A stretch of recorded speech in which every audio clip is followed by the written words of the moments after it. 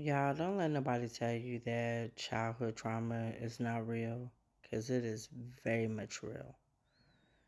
And even with doing the best you can, you sometimes bring your childhood traumas into adulthood, exposing your children to it, which becomes a cycle that definitely needs to be broken.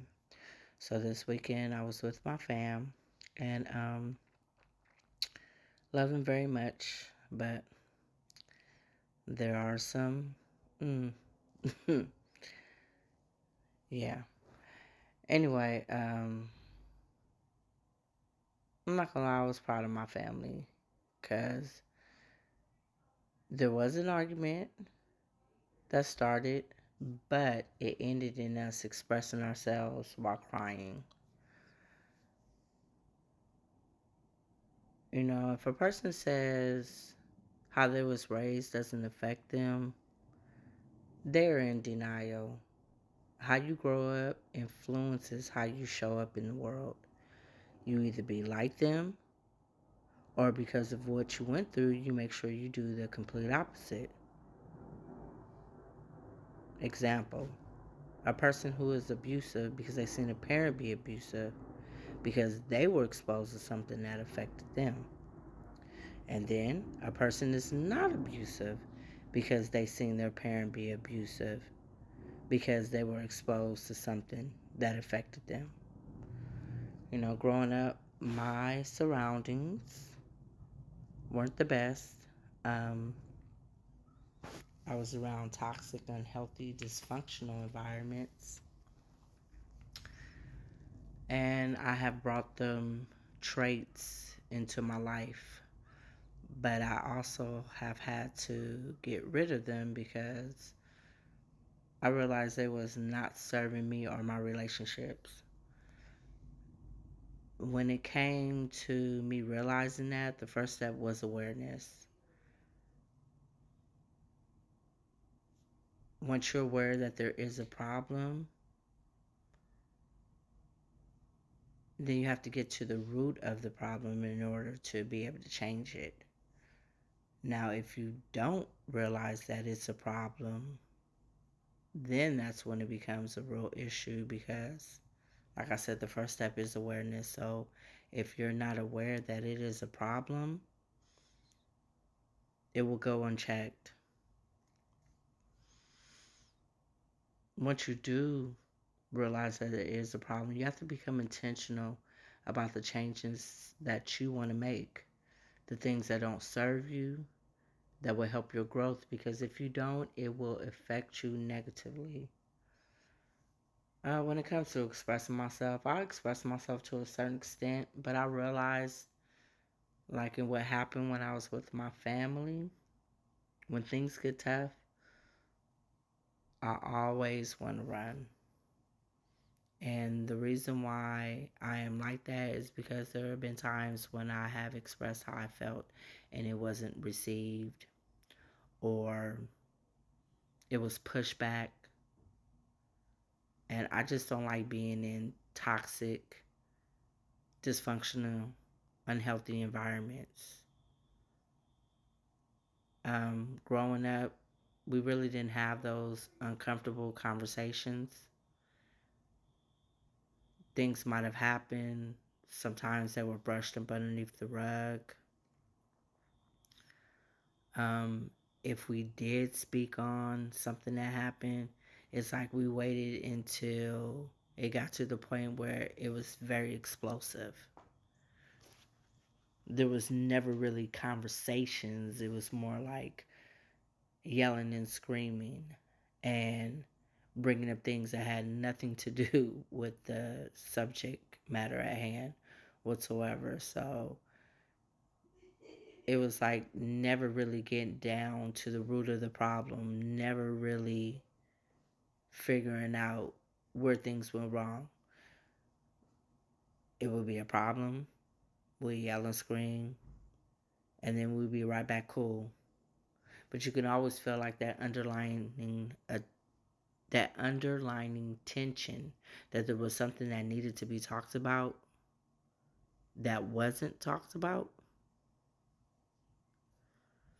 And just from my personal experiences, if you don't check certain conversations, if you don't, address certain things, it's just gonna keep happening over and over and over and over again. But I was so glad.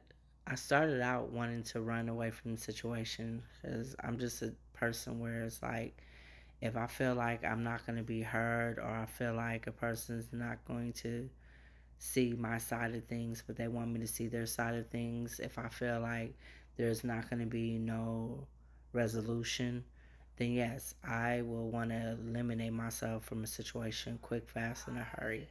But I was so very glad that I did not do that, because in not doing that, I was able to talk about things that had been bothering me, and I was glad to say that it was received, because that has been the reason why I have not wanted to express myself or want to go the other way, because of bringing up things and it not being received. So I was happy about that, because how can a person choose to change something if they don't even know it's a problem? You got to have those uncomfortable conversations in order to be able to fix the problem. All I know is that it was growth for us to talk, ask questions, listen, understand where the other person is coming from, tears, laughter, hugs. Now, I'm not saying that everything is just going to change just like that. It's not. Like I said, it takes intentionality. It takes you wanting to show up. It takes you wanting to be different. It takes you wanting to put forth the effort. And it also takes two. One person cannot have a relationship by themselves. It's just not going to work. So, like I said, I was just very happy. I appreciated the fact that we're just on in a new chapter. You realize in life that you can't continue to sit in the same spot, that there has to be some type of growth. And, just in my relationships, I have seen how me wanting to show up, and even as uncomfortable as it may be, and like I said, how I be wanting to run, I've seen, though, in my relationships of not doing that, the results that I've gotten. It is possible to go from having a unhealthy, dysfunctional, toxic relationship to a healthy one. But it's going to take communication. It's going to take patience. It's going to take intentionality. And it's definitely going to take both parties putting forth effort in order to make it work.